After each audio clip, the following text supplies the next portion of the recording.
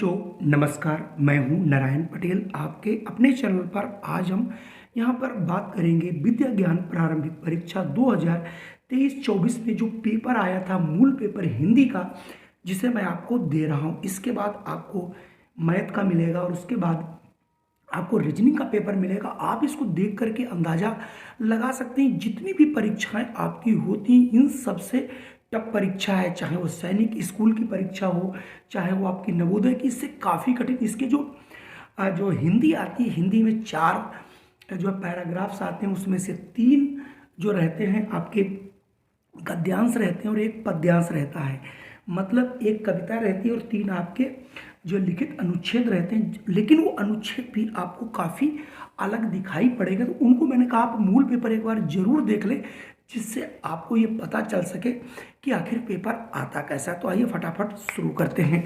सबसे पहले देखिए, इंस्ट्रक्शंस लिखे हुए हैं आपके सामने। उत्तर पुस्तिका का नंबर दिया गया है। यहाँ पर मैंने इसको हाइड कर दिया है क्योंकि आप ये सब अलाउ नहीं है।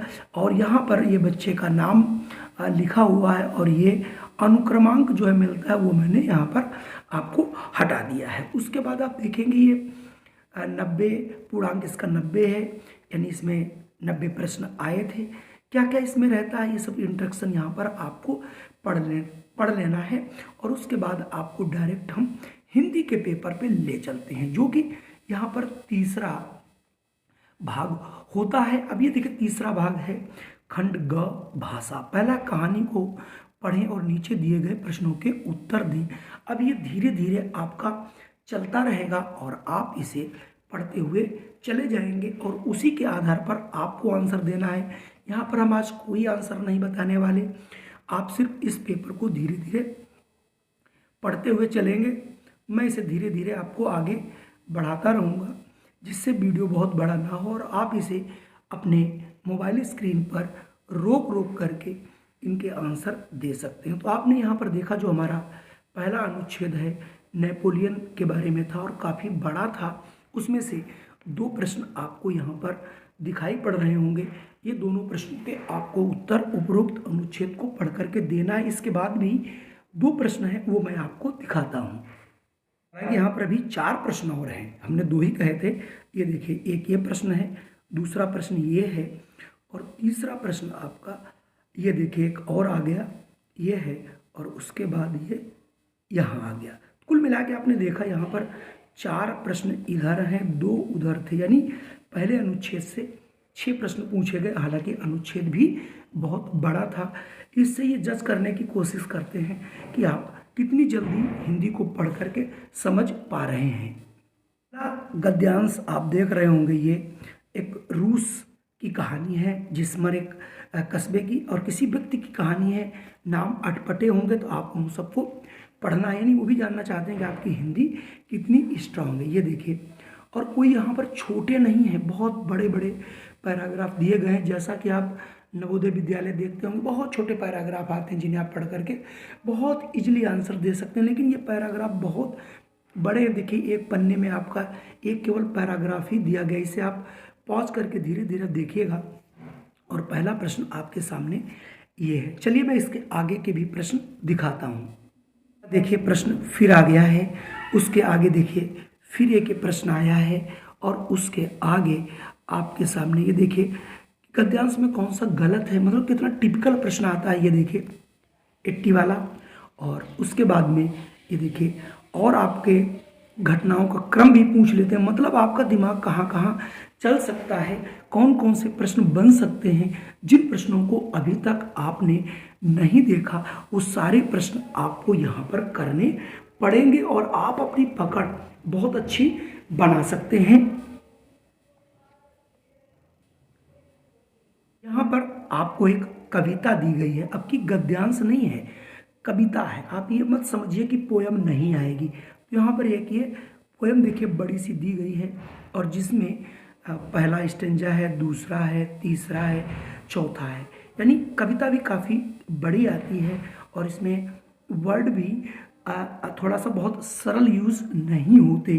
तो देखिए, पहला प्रश्न ये कविता पे दिया गया है, दूसरा प्रश्न भी कविता पे है, तीसरा प्रश्न भी कविता पे है, तो अब हम आगे देखते हैं कि इसमें और भी प्रश्न तो नहीं है। कविता पर आधारित अभी भी आपके पास ये 2 प्रश्न हैं। कौन कौन से पद में कौन कौन सी बातें कही गई, ढेर सारी चीज़ों को आपको मतलब नज़रिए को बदलना है। और मैं तो यही कहूँगा, जब भी आप गद्यांश पढ़ें, गद्यांश को पढ़ने से पहले आप प्रश्नों को जरूर पढ़ लें। ऐसा होता है कि बहुत से प्रश्न थोड़ा सा, हम पूरा पैराग्राफ तो पढ़ जाते हैं लेकिन वो मिस हो जाता है।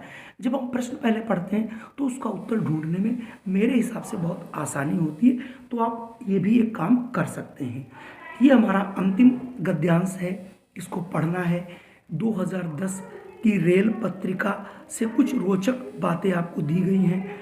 दूसरा सबसे बड़ा रेलवे पुल, दूसरी सबसे लंबी दूरी की ट्रेन, फिर सबसे ज़्यादा प्लेटफॉर्म, सबसे बड़ा प्लेटफॉर्म।